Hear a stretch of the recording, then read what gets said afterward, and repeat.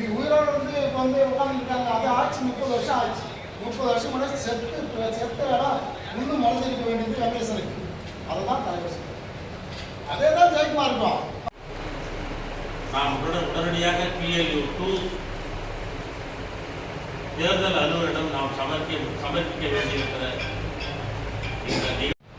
ஒவ்வொரு தொகுதியிலும் இருக்கிற 15 பொறுப்பாளர்கள், மாவட்ட செயலாளர்கள், இந்த 90 பொறுப்பாளர்கள் நான் நேரடியாக சந்தித்து இந்த நோட்டீஸை அண்ணன் ஆவு அதியமான் அவர்களும் மற்றொன்று பெண்களுக்கு சொல்ல முடியாது, 2 பேருக்குமே சம உரிமை, சம பங்கு, சம விகிதம். அந்த பொறுப்புக்கான உரிமை வந்து 2 பேரும் ஒன்னா உரிமை கோர முடியும் அப்படின்றதுல 2 பேர் ஒன்னா வந்து ஒவ்வொரு விதமா செயல்பட்டு இந்த பொறுப்பை வந்து நம்மளுக்கு வாங்கி கொடுத்துருக்காங்க. அது மட்டும் இல்லாம இங்க இருக்கிற மாநில செயலாளர் அண்ணன் ஆவு அதியமான் வந்து என்ன ஃபர்ஸ்ட் முறையா வந்து போன் அடிச்சுட்டு போது அன்பு சகோதரி எப்படி நடக்குதுன்றது இரவு பகலாக அண்ணன் வழக்கறிஞர் தாமரை செல்வன் அவர்களின் ஆலோசனைப்படி நிறைய சொல்லியிருக்காரு. அண்ணா உங்களுக்கு தலைவர்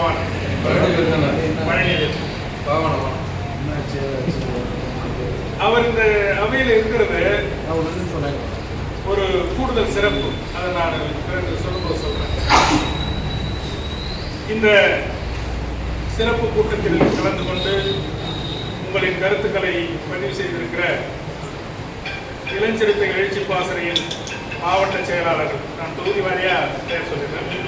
குறிஞ்சிப்பாடி சின்ராஸ் அவர்களே, கடலூர் மண்டல பாராளுமன்றத்தினுடைய இளஞ்சிறுத்தைகள் எழுச்சி பாசறையுடைய மாவட்ட செயலாளர்கள் 12 பேரையும் அழைத்து இங்கு ஒரு அறிமுக கூட்டம் நடத்தியிருக்கிறோம். இந்த அறிமுக கூட்டத்திற்கு வந்துள்ள அனைத்து மாவட்ட செயலர்களுக்கும், இந்த நிகழ்விலே கலந்து கொண்டுள்ள மகளிர் அணி இளஞ்சிறுத்தைகள் எழுச்சி பாசறையுடைய பெண்கள் அணியுடைய மாநில செயலாளர் தோழர் புஷ்பலாதா அவர்களுக்கும், தொண்டர் அணியுடைய மாநில செயலாளர் தோழர் ஜெயக்குமார் அவர்களுக்கும்,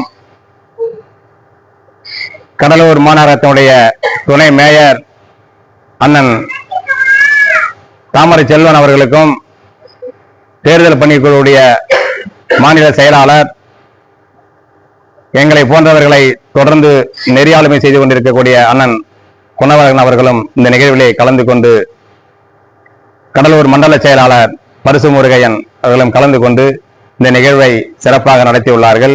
இளஞ்சிறுத்தைகள் எழுச்சி பாசறை என்பது விடுதலை சிறுத்தைகளுடைய வளர்ச்சியை வேகப்படுத்துவதற்கும், இளைஞர்களை நன்கு வழிபடுத்தி அரசியல் வழிபடுத்தி நன்கு வழிகாட்டுவதற்கும்,